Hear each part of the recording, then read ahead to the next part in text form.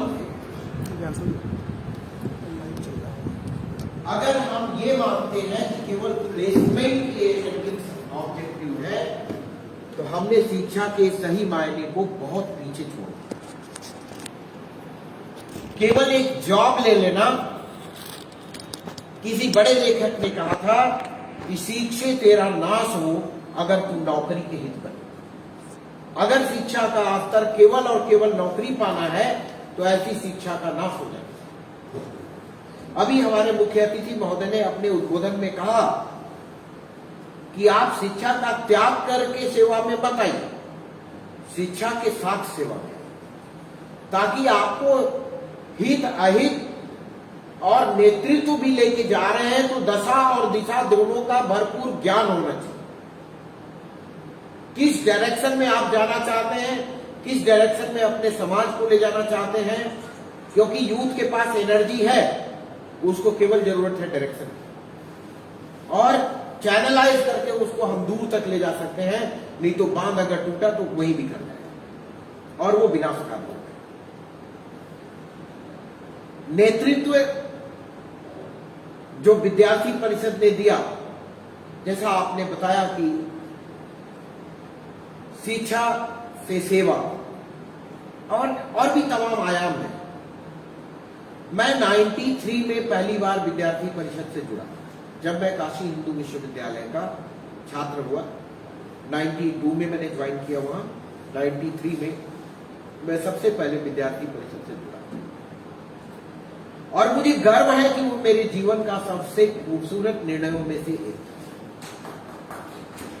क्योंकि मैं उस समय इतना इतिहास नहीं जानता था विद्यार्थी परिषद का, इतना जागरूक व्यक्ति नहीं था। जस्ट एक ग्रुप है, उससे जुड़ गया, ऐसा पता लगा बीएचयू में आते ही, और जुड़ गया। जुड़ने के बाद काफी दिनों बाद मैं बनवासी कल्याण आश्रम से जुड़ा। ये मेरे जीवन का दूसरा ब्रेक थ्रू था, और मैंने जब एक रात बनवासी कल्याण आश्रम में जाके बनवासी बच्चों के बीच बबनी में रेणुकूट में गुजारा, तो मुझे जीवन के बहुत सारी चीजों का एहसास हुआ। इस एक वाक्य को मैं दो चीजें बताना चाहूंगा, आप इसको परंपरा से जोड़ के देखिएगा, दोनों भारतीय परंपरा से, विशुद्ध भारतीय शिक्षा से जोड़ के देखिए। मैं जब वहां गया और मैं सुबह सुबह उठ के आश्रम के ऐसे बाहर निकला, आप लोग मेरे चेहरे पे ध्यान दे रहे प्लीज। मैं ऐसे आश्रम के बाहर सुबह सुबह उठ के बस ऐसे खड़ा हूं,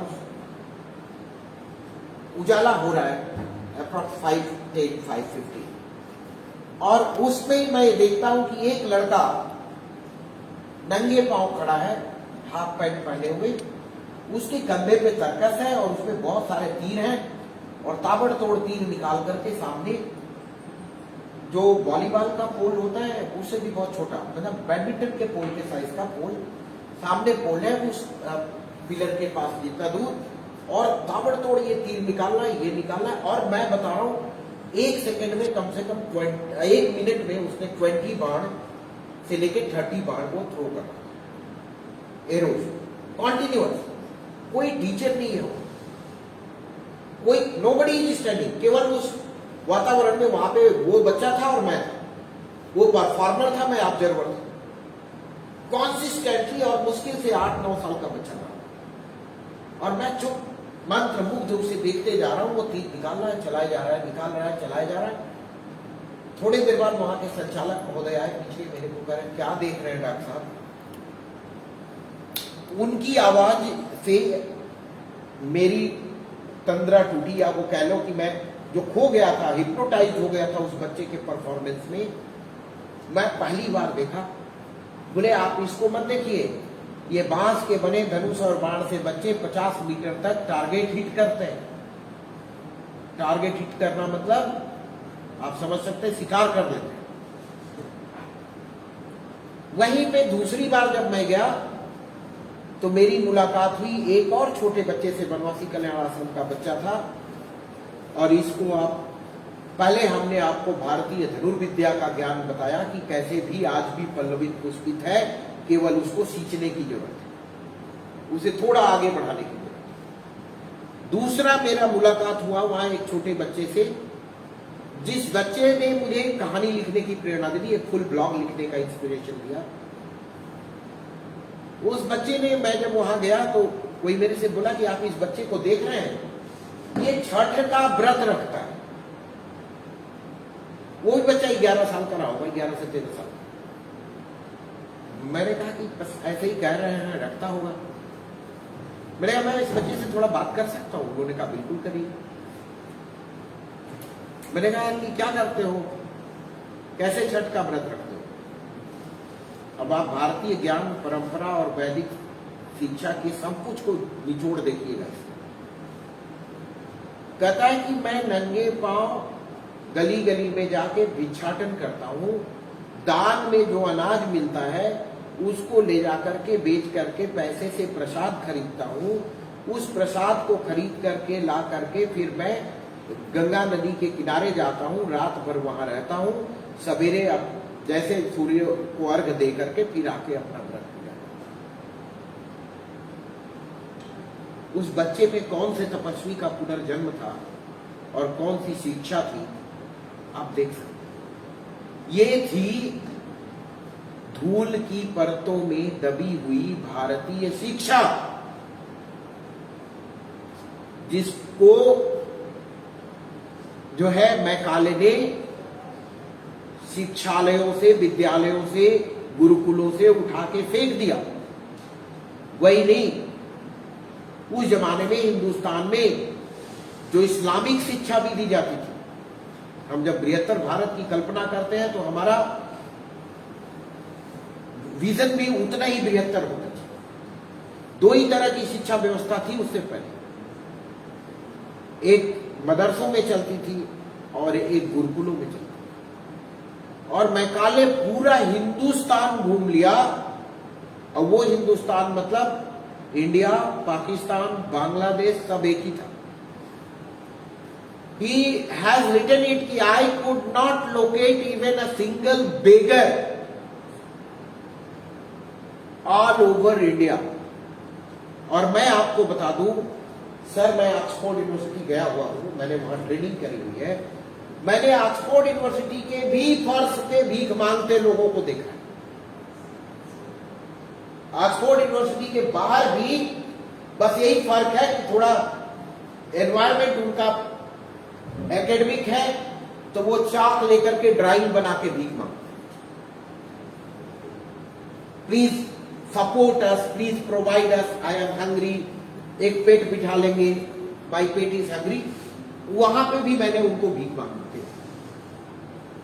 लेकिन वो मैकाले संकल्प लिया था, तो उस समय भी अंबाला कैंट पे वाल्मीकि पैसे इकट्ठा कर रहे थे, तभी एक भिखारी मिला और उसके शर्ट की कमीज के अंदर एक बटन था। ये लिखा हुआ है, मैं किताब से बोल रहा हूं, वाल्मीकि जीवन जनक, ठीक है, मैं बुक से बोल, रिफरेंशियल हूं मैं। वो एक बटन वाली शर्ट उतार करके बोला, आप हिंदू विश्वविद्यालय बनाना चाहते हैं, मेरे पास आपको देने के लिए अभी कुछ नहीं है, लेकिन मेरी तरफ से ये कमीज है, इसको मैं उतार के डोनेट करना चाहता हूं। और मालवीय जी ने उसको सिर माथे लगा करके ले आए उस कमीज को। वो कमीज BHU में लाई गई और उसके बाद उसकी नीलामी हुई। बहुत पैसे मिले उस शर्ट को खरीदारों, उसके बड़े खरीदार, क्योंकि वो कमीज एक बटन की कमीज नहीं थी, वो हिंदुस्तान की खुददारी का प्रतीक था। वो हिंदुस्तान के स्वाभिमान का वो चेहरा था जो कि कहता है कि मैं कहता हूं, मैं बढ़ता हूं, मैं नभ की चोटी चढ़ता हूं, उचला जाकर भी धूली सा, आंधीसा और उमड़ता हूं। ये हिंदुस्तान का वो चेहरा, वो हिंदुस्तान की उस प्रवृत्ति को बता रहा था कि हम टूट के भी संभलना जानते हैं, और हमारे अंदर वो ताकत है कि नेवर से डाई, सरेंडर नहीं। क्लियर? और ये जानना बड़ा जरूरी है कि what kind of people we are. सबसे ये जरूरी है, और किस दिशा में हमको जाना है, क्योंकि the day we are able to know that what kind of people we are, हमें ये भारतीय प्राचीन परंपरा बताएगी कि यदि नश्यति नश्यति शत्रुकुलम, यदि मुंचति मुंचति वामलता। Then this is what our ancient knowledge will tell कि हम क्या हैं।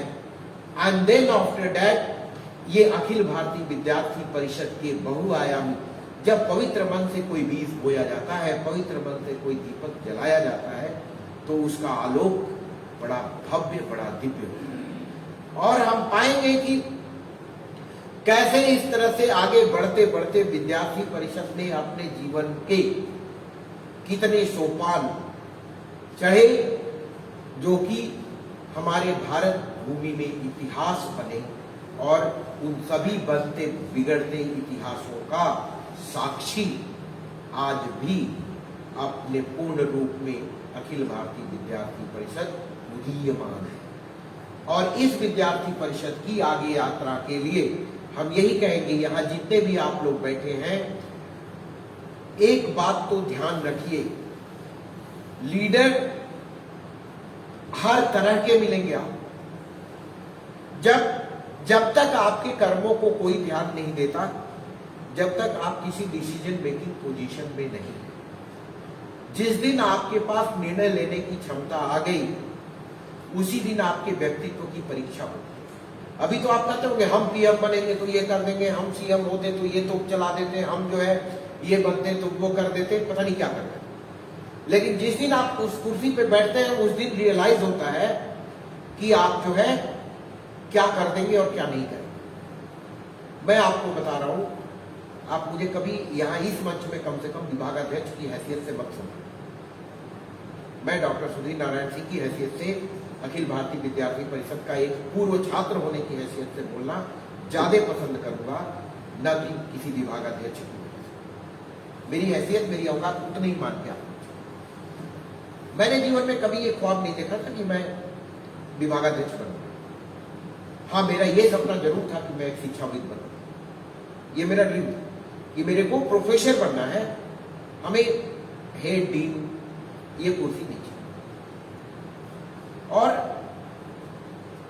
मां सरस्वती साक्षी है, पहली बार जब हेडशिप का प्रपोजल मेरे पास आया तो मैंने जाके प्रार्थना कर दी कि मुझे हेड बनने की, अभी मैं उस योग्य नहीं हूं कि मुझे हेड बना। और लिटरली इन्होंने सुना, 6 महीने के लिए टल गया वो, लेकिन 6 महीने बाद फिर मेरे को विभागाध्यक्ष बनाया। फिर मैं गया बाहर, यहां पीछे एक मंदिर है, आप लोग देखते होंगे, छोटे गेट के पास में। नेतृत्व का एक से एक उदाहरण आप पढ़ लीजिए। लीडरशिप की जो स्किल मैंने भगवान कृष्ण में देखी ना, वैसा उदाहरण मेरे को कितनी किताबें पढ़ ली वैसा दिखता है। और जो लीडरशिप का लेसन भागवत गीता में दे दिया उन्होंने, वो भी मुझे नहीं दिया। मैं उनके सामने गया और हाथ जोड़ के कहा कि मैं हेड तो बनने जा रहा हूं, लेकिन मुझे इतना सामर्थ्य देना कि मैं सबको एक निगाह से देख सकूं। यही प्रार्थना करी थी मैंने वहां जाके कि मुझे इतनी ताकत दीजिएगा कि मैं सबको एक निगाह से देख सकूं, इंसान और इंसान में भेद न कर सकूं। ठीक है, उसके बाद जब भी क्या होता है, इतना आसान नहीं है। अब मैं आपको अपने अनुभव बता रहा हूं विभागाध्यक्ष।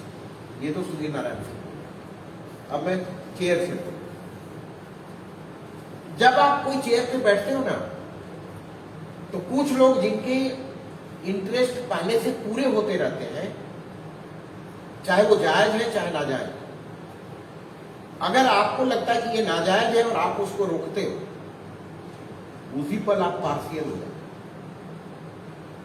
और जिसको जो मिल रहा होता है उसको आपने रोका तो आप पार्शियल हो। उसके बाद जिसको नहीं मिल रहा उसको दे दिया तो आप बेईमान हो।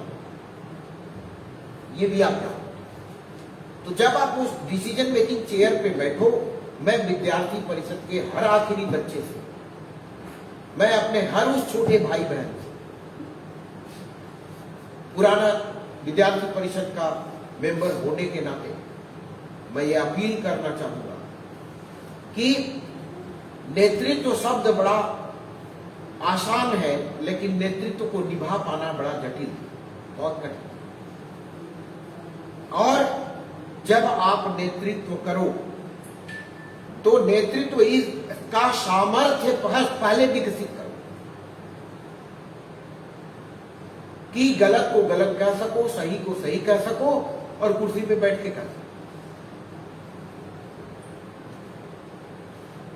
और लीडरशिप के बाद ये तो लीडरशिप की कार्यवृत्ति हो, फिर भी आप अपने नेतृत्व से किसी को आगे नहीं ले जा पाओगे, चला ले जाओगे। आगे ले जाने के लिए आपके पास पॉजिटिव विजन चाहिए और अदरवाइज नेतृत्व क्षमता होने के बाद भी, मैं आपको दो एग्जाम्पल दूंगा। एक तो आप देख लो Osama and Obama, Osama bin Laden and Barack Obama.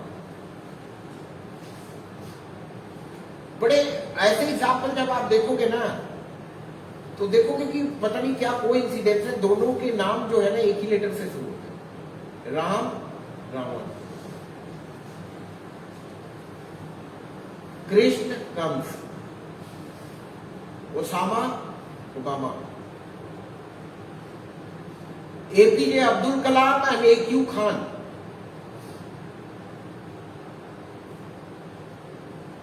और दोनों के टक्कर एक ही होते हैं। AQ खान साहब के बारे में आप लोग जानते ही नहीं जानते। जितने बड़े सेलिब्रेटेड साइंटिस्ट हमारे एपीजे अब्दुल कलाम साहब थे, उतने ही बड़े सेलिब्रेटेड साइंटिस्ट पड़ोस के मुल्क में AQ खान साहब थे। नेतृत्व की क्षमता दोनों के अंदर थी, योग्यता भी थी। पाकिस्तान का न्यूक्लियर प्रोग्राम उन्होंने डेवलप किया, इंडिया का इन्होंने किया।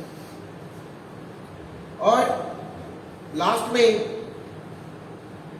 उसने क्या किया, फार्मूला उठा के टेररिस्ट को भेज दिया। क्यों? कि अब यहां पे आता लीडरशिप एथिक्स, और यहां पे क्षमता के साथ साथ विजन और क्या निर्णय लेना है और क्या नहीं लेना, ये चीज आता है। एपीजे अब्दुल कलाम साहब का आप देखो, आप लोगों को पता नहीं कितने लोगों को मालूम है कि नहीं मालूम है कि जब उन्होंने अपना सब कुछ दांव पे लगा के इंडिया का प्रोग्राम लीड किया था, तो उस समय उनका नाम भी कुछ और ही था। किसी को पता है?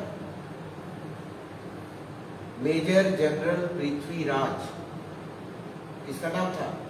इस नाम से उन्होंने इंडिया के पूरे न्यूक्लियर प्रोग्राम को लीड किया था। सब कुछ दांव पे लगा, अस्तित्व, नाम, पता, सब कुछ। Because there was a surveillance, बहुत सारे जगहों पे से नजर रखी जा रही थी। तो वो भी इस धरती का एक लाल ही था, कलाम साहब जो है। बताओ कि मेजर जनरल पृथ्वीराज के नाम से उन्होंने सारा काम किया, सब कुछ, अपना परिचय, आइडेंटिटी, सब कुछ दांव में लगा। क्यों? देश पहले। ऐसा विजन जब होगा ना, ऐसा डेडिकेशन होगा, ऐसा कमिटमेंट होगा, तब हम कहीं सही निर्णय ले पाएंगे, अपने आप को संभाल पाएंगे और देश को सही दिशा में भी ले जा पाएंगे। देश तब आगे बढ़ेगा। अगर केवल निर्णय लेने की क्षमता भी है, तो उस निर्णय लेने की क्षमता में निर्णय की दिशा और दशा दोनों पता होनी चाहिए कि हम किस दिशा में निर्णय लें, इसका क्या इम्पैक्ट आएगा। डेफिनेटली बड़ी पवित्र मनसा से अखिल भारतीय विद्यार्थी परिषद की स्थापना हुई 9 जुलाई 1949 को, और तब हमें आज ये सौभाग्य मिल रहा है कि 9 जुलाई 2021 को हम उसका 73वां स्थापना दिवस मना सकते हैं। और इस बीच में विद्यार्थी परिषद ने कितने प्रतिमान बनाए होंगे, कितने अच्छे कार्य किए होंगे, और आज भी कितने करने की जरूरत है।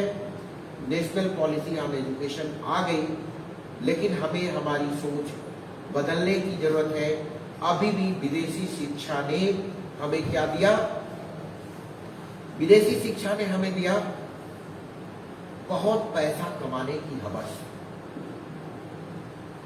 बहुत ज्यादा। आप देखो कि बीटेक में कितने बच्चे यहाँ के बीटेक के हैं अभी इस हाल में जो बीटेक कर रहे हैं। जब आप फर्स्ट डे आए होंगे तो सबसे पहले मम्मी पापा या आप लोग ये पूछे होंगे इस ब्रांच में प्लेसमेंट का पैकेज क्या है।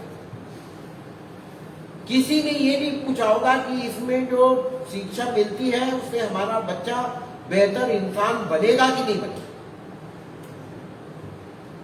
उसका प्लेसमेंट का पैकेज क्या है। और हमने कहा कि किसी भारतीय विचारक ने कहा था शिक्षे तेरा नाश हो अगर तू नौकरी के। मेरा अपना खुद का भी विजन है, मैंने ऐसा लिखा है कि क्रिएटिंग जॉब वर्दी citizen is the duty of education. नौकरी के योग्य नागरिक पैदा करना ये शिक्षा का कर्तव्य है। Value addition to their persona, student की पर्सनालिटी में मूल्य परक शिक्षा देना। प्राइस और वैल्यू में अंतर है।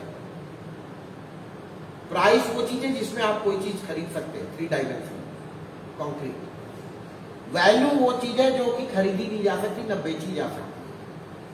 जैसे भारतीय मनीषा में ज्ञान प्राप्त किया जाता है, ज्ञान अर्जित किया जाता है, ज्ञान खरीदा नहीं जाता। ज्ञान ग्रहण करने के लिए शिष्यत्व होना चाहिए,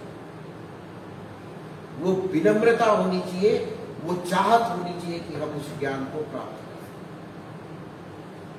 नहीं तो हर पैसे वाला सबसे ज्यादा विद्वान होता अगर खरीदा जा सकता। उसका मूल्य होता कि हमने फीस दिया, हमको नॉलेज मिलना चाहिए, तो सबसे ज्यादा जो पैसे वाला होता उसके पास सबसे ज्यादा, जैसे वो कहते कि मेमोरी ड्राइव होता ना, उतना बड़ा हार्ड डिस्क खरीद के उतना नॉलेज लेके स्टोर करके बैठो। But it is not saleable. व्यय किंते वर्धते संचयाति विनश्यति अपूर्व कोशे तो देन जब हम इस बात को कहते हैं कि हमें, मेरा दूसरा लाइन था खुद का लिखा हुआ कि क्रिएटिंग जॉब वर्दी citizen is the duty of education, adding value to their persona is the beauty of the education, and dedicating their life to the service of world peace, विश्व शांति के लिए जीवन को समर्पित करना is the sublimity of education। ये हमारे ज्ञान की सबसे उच्च कोटि की स्थिति है, सबलिमिटी, सबलाइम स्थिति। और एक लीडर कब सबलाइन बनता है? जब वो इनके जैसा लीडर,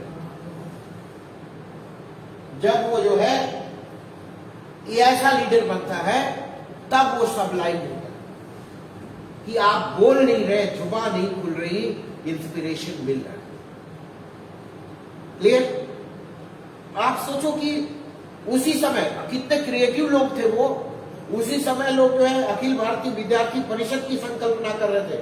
उसी समय बाबा साहब भीमराव अंबेडकर जी संविधान की संकल्पना कर रहे थे, उसको मूर्त रूप दे रहे थे। उसी समय क्या क्या संरचनात्मक, कितनी पॉजिटिविटी रही होगी उस एनवायरमेंट में, जरा कल्पना करिए। और आज क्या है, बेटा बीटेक करके आया, पिताजी उसको एटीएम की तरह स्वैप करना चाहते हैं। पहली एफडी तुड़ाते हैं, शादी के लिए जाते हैं, इतनी डाउरी चाहिए, एक एफडी कैश हो। दूसरा एटीएम की तरह जब स्क्रैच मारो, स्क्रैप करो तो उसमें से जितना मन करे अमाउंट डालो, निकल जाए। रिजल्ट ये हो रहा है कि वो बच्चे ने केवल पैसे की कीमत सीखी, उसने पैसे को वैल्यू दिया, तो जैसे उसको जॉब मिलती है वो पिताजी को भूल जाता है। The day he gets a job he forgets his father। तब तक पापा है। Father is a bank provided by God. भगवान ने एक बैंक दे दिया, जब मर्जी जाओ, पापा इतना चाहिए, उतना चाहिए, उतना चाहिए, मांगते जाओ, मांगते जाओ। और जिस दिन उनकी जरूरत आ रही है, आपको पैसा मिला, तो फिर क्या है, मेरे मौला लिफ्ट करा दे, मुझको थोड़ी लिफ्ट करा दे। और कितना लिफ्ट करा दे? गाड़ी, बंगला, कार दिला दे। जॉब मिलते ही ऑब्जेक्टिव और टारगेट सब सेट हो गए। गाड़ी, बंगला, कार दिला दे। और एक नहीं, 2-4 दिला, और 2-4 दिला दिया, चलो 2-4 गाड़ी बंगले हो गए, फिर भी पता लगा अगर आपके पास जो है फॉर्च्यूनर है और पड़ोसी मर्सिडीज बेच लेके आ गया, तो कैसे कैसों को दिया, ठीक है। Then you start thinking that way. और ये देखो, ये जो लिटरेचर है, ये जो फिल्म में सॉन्ग आ रही है, ये जो चीजें आ रही हैं, ये हमारी मानसिकता को सही रूप में दिखा रहे हैं कि what kind of thinker we are. Clear? ये हमें मैकाले के एजुकेशन ने, जिस देश में एक भिखारी भी नहीं होता था, उस देश में अरबपति भिखारी भी बना दिए। ठीक है, अरबपति भिखारी बन गए कि नहीं, हम जो बोल रहे हैं आप लोग समझ के सोच के देखो। वहां जरूरत है अखिल भारतीय विद्यार्थी परिषद को आगे आने की और ये दिखाने की कि जो एक्विजिशन है, आने दो ज्यादा पैसा आने दो। जो हैबिट ऑफ एक्विजिशन है उसकी भी एक लिमिट होनी चाहिए, उसकी भी लिमिट होनी चाहिए, उसका कोई एंड नहीं है। There will always be you know. मैं तुमको एक बात बताऊं सर, मैं जब इन लोगों जैसा रहा होगा और विद्यार्थी परिषद में जब मैं जुड़ा था तो मेरी सोच कैसी थी। मैं एक अंध विद्यालय के प्रिंसिपल के पास गया और मैंने कहा मैं किसी अंधी लड़की से शादी करना चाहता हूं। तो उन्होंने कहा कि मजाक किया उन्होंने, मुझे जानते थे, बोले फायदे में रहोगे। उसमें भी फायदा सोचो, क्या फायदे में रहोगे? बोले पहले तो ऑल इंडिया कहीं भी घूमोगे तो फ्लाइट में अटेंडेंट बन के चले जाओगे, तुम्हारा टिकट हाफ लगेगा, ठीक है। उसके बाद तुम एक नए काम कर रहे हो, सरकार तुम्हें प्रमोट करेगी, ठीक है। अब हम भी उसी परिवेश में, मेरे माता पिता पढ़े नहीं थे, किसान थे और बहुत कम पढ़े लिखे थे। मैं गया, प्रिंसिपल से बात कर ली, अब सीधे पेरेंट्स से बात करने पहुंच गया। मैंने जाके अपने माता पिता से शाम को खाना खाते कहा कि मेरे दिमाग में एक विचार आ रहा है। बोले क्या? मैं सोच रहा हूं किसी भी अंधी लड़की से शादी करूं। तो मेरे फादर बोले ऐसा करो, तुम अभी इस घर से निकल जाओ, मैं तुम्हें तुरंत बेदखल करता हूं। सड़क पे जो पहली भिखारन मिलेगी उससे रिश्ता कर लेना, लौट के इस घर पे कभी मत आना। उस दिन मेरे को औकात अपनी पता चली कि मैं क्या हूं।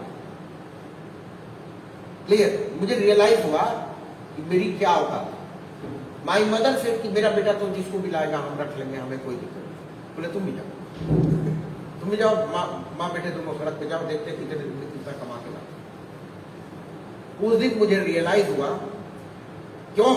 अगर हमारी शिक्षा और हमारी परवरिश प्राइस पे ना होके वैल्यू पे होती तो हमारी सोच कुछ और।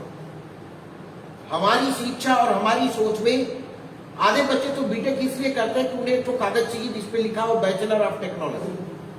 अगर वो कागज गलती से यहाँ सादा डिग्री मिल गया और उसमें नाम नहीं है किसी का, वो अपना नाम लिख के विश्वविद्यालय में पलट के नहीं आए। जबकि मालवीय जी ने जब विश्वविद्यालय बनाया, बीएचयू, ये भी मालवीय जी के नाम पे है, तो बीएचयू के कुलगीत में लिखा हुआ है, यहाँ की है ये पवित्र शिक्षा कि सत्य पहले फिर आत्मरक्षा, टिके हरिश्चंद्र थे यहीं पे, ये राज ऋषियों की राजधानी। तो जब हम शिक्षा की उस पवित्रता को पहले जोड़े, दूसरा उस इंसान को जो भूख से तड़प रहा है। आज हम होटल में जाते, खाना खाते, ये वेस्ट करते, इतना ज्यादा केक फेंक दिया इधर उधर, बर्थडे मनाते हैं हॉस्टल में लड़के, कितना केक वेस्ट करते हैं। अरे जो केक तुम जो है फेंक रहे हो इधर उधर, मैशअप कर रहे हो, कोई उस केक के टुकड़े बिना भूखा मर रहा, दम तोड़ रहा। जो रोटी हम लोग वेस्ट कर रहे हैं उसके बिना हमारी मानवता कहीं करा रही है, उस रोटी के बिना। तभी किसी ने लिखा कि स्वानों को मिलता दूध वस्त्र, भूखे बालक अकुलाते हैं, माँ की हड्डी से चिपक ठिठुर, जाड़े की रात बिताते हैं, युवती के लज्जा वसन बेच जब ब्याज चुकाए जाते हैं, पापी महलों का अहंकार तब देता मुझको आमंत्रण। सो हमें ये रियलाइज करना है कि व्हाट इज द वे। पैसे से हम बहुत कुछ खरीद सकते हैं लेकिन सब कुछ नहीं खरीद सकते। what is the weightage of money, what is the weightage of knowledge, what is the difference between price and value. जब हम ये जान जाएंगे तो ना केवल वैल्यू एडेड एजुकेशन होगा बल्कि वैल्यू एडेड लीडरशिप होगी और लीडरशिप के अलग डायनेमिक्स, अलग एथिक्स डेवलप होंगे। और मैं इसी दिशा में अखिल भारतीय विद्यार्थी परिषद को, अपने प्यारे अखिल भारतीय विद्यार्थी परिषद को जाते हुए देखना चाहता हूँ, जहां हर इंसान अब्दुल कलाम जैसा लीडर हो, जहां हर इंसान ये सोच के साथ आगे आए कि हम जिस भी फील्ड में, आप सिविल में हैं, इलेक्ट्रिकल में हैं, मैकेनिकल में हैं, एग्रीकल्चर में, इन किसी भी इंजीनियरिंग में, एंड ऑफ द डे जब आप जाइए तो सोचिए कि हमने सिविल को क्या दिया। सिविल ने हमको रोजी रोटी दी, सब कुछ। हमने ह्यूमैनिटीज को क्या दिया। अगर मैं ह्यूमैनिटीज का हेड हूं, what is my contribution to humanities, और इसका जवाब है मेरे पास आज की डेट में। सर, पहले ब्लाइंड बच्चे का काशी हिंदू विश्वविद्यालय में प्रवेश मेरे फाइल की वजह से हुआ। मैं विद्यार्थी परिषद का वो और उससे पहले बीएचयू में ब्लाइंड लोगों को एडमिशन नहीं मिलता। मैंने अपने हाथ से फॉर्म भरा, एंट्रेंस एग्जाम के लिए अलाउ नहीं कर रहे थे।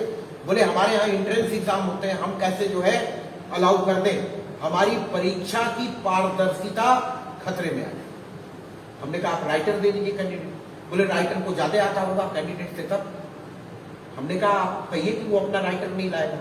अब बीए के एंट्रेंस में वो आ रहा है तो उसे कहिए 11वीं में जो 3rd डिविजनर होगा वो, या जो 10th में 3rd डिवीजन पाया होगा वही राइटर बन सकता। बोले कि फिर कोई ज्यादा ब्लाइंड होगा और कहेगा कि ब्लाइंड नहीं होगा, कहेगा हमको नहीं दिखता, हमको सर्टिफिकेट लेके आ गया और एडमिशन ले लिया तो क्या होगा।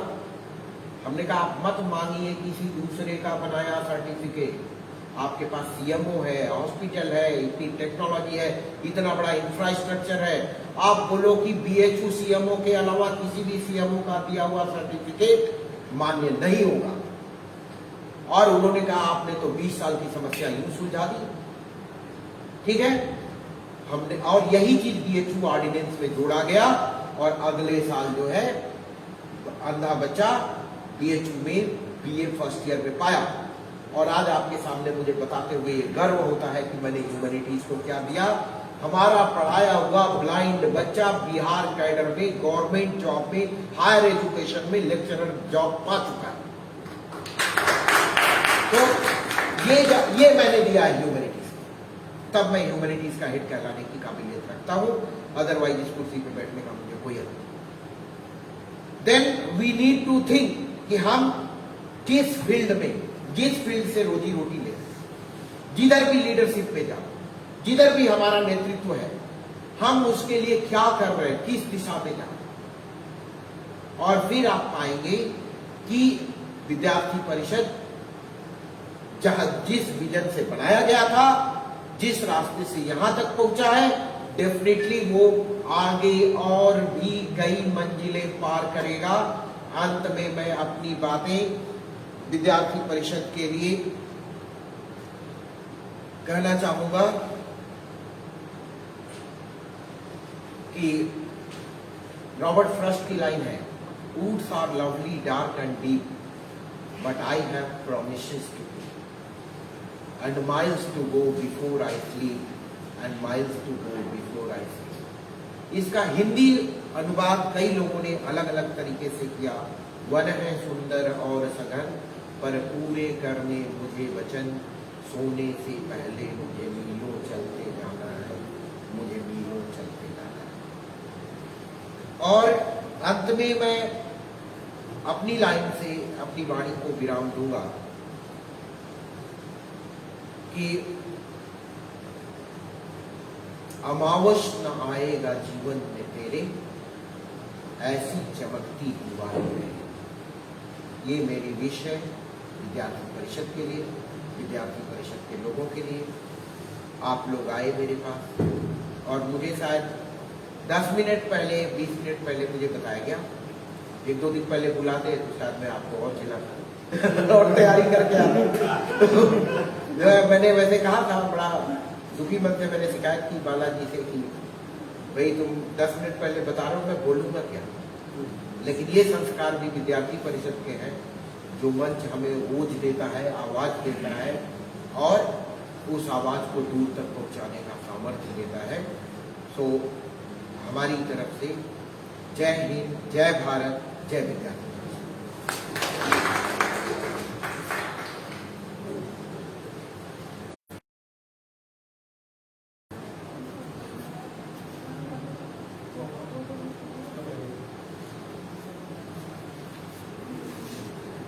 बहुत बहुत धन्यवाद सर। सर ने हमें इतनी अच्छी बातें बताई विद्यार्थी परिषद को लेकर के, शिक्षा जीवन के लिए, जीवन वतन के लिए। ये एक उद्घोष है जिसपे विद्यार्थी परिषद काम करती है और ज्ञानशील एकता ध्येय वाक्य के साथ कार्य करने वाले दुनिया के सबसे बड़े छात्र संगठन के राष्ट्रीय पुनर्निर्माण के इस महाअभियान में आइए हम सब सहभागी बनते हैं। विद्यार्थी परिषद का यह मानना है कि छात्र कल का नहीं अपितु आज का नागरिक है, इसलिए पढ़ाई के साथ ही साथ राष्ट्र व समाज जीवन की चुनौतियों की चिंता करना, उसके संविधान के लिए कार्य करना हमारा धर्म है। और मैं आप लोगों को आज स्थापना दिवस के इस अवसर पर अखिल भारतीय विद्यार्थी परिषद गोरखपुर महानगर द्वारा आयोजित एक वैक्सीनेशन सेंटर का उद्घाटन हुआ है। आज ही हमारे गोरखपुर महानगर का जो कार्यालय है वहां पर आप सभी को ये बताते हुए मुझे अच्छा लग रहा है कि विद्यार्थी परिषद सुबह से मुझे लग रहा है कि जगह जगह पूरे देश भर में आज ये स्थापना दिवस मनाया जा रहा है और उसी के उपलक्ष्य में हम सब भी यहाँ उपस्थित हैं। अब ये कार्यक्रम अपने अंतिम चरण की ओर है और मैं धन्यवाद ज्ञापन करने हेतु बाला सिंह जी से आग्रह करती हूँ कि वे आए और धन्यवाद ज्ञापन।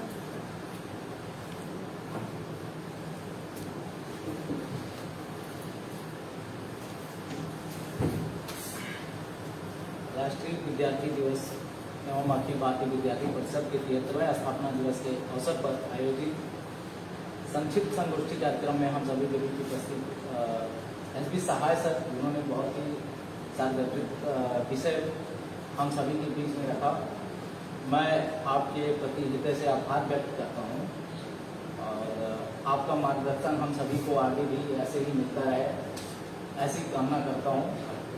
और डॉक्टर एस.एन. सिंह सर, आप ह्यूमैनिटी के मैनेजमेंट साइंस डिपार्टमेंट के अध्यक्ष हैं। आपका बहुमूल्य समय एवं मार्गदर्शन हम सभी को प्राप्त हुआ। मैं आपके प्रति भी हृदय से आभार व्यक्त करता हूँ तथा ऐसी कामना करता हूँ कि आगे भी हम सब परिषद कार्यकर्ताओं को आपका बहुमूल्य समय मार्गदर्शन प्राप्त होता रहे। साथ ही यहाँ उपस्थित सभी छात्र छात्राओं और शिक्षक के प्रति लोगों के आभार व्यक्त करता हूँ। बहुत बहुत धन्यवाद आप सबका।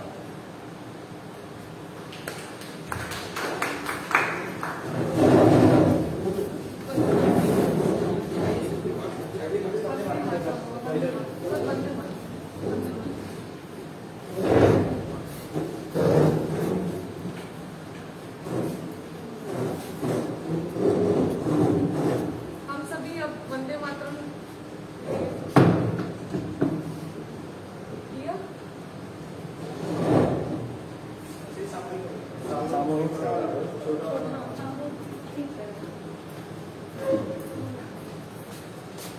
वंदे मातरम, वंदे मातरम, सुजलाम सुफलाम मलयज शीतलाम शस्य श्यामलाम मातरम, वंदे मातरम।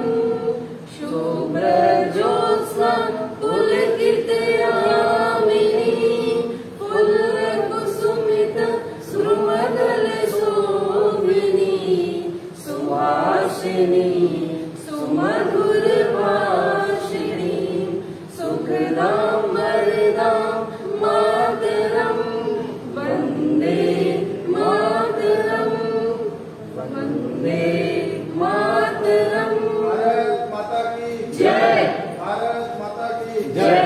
भारत माता की जय। ग्रुप फोटो के लिए आप सभी हैं सर।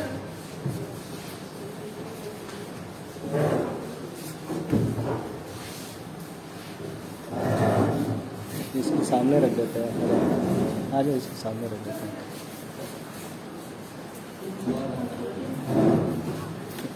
फोटो कौन खींचेगा? हम खींचे? आप खींचिए, इससे खींचेगा, ठीक है? इसको थोड़ी देर बंद कर दो, छोड़ दीजिए, इससे फोटो खींचे हम भी जाएंगे।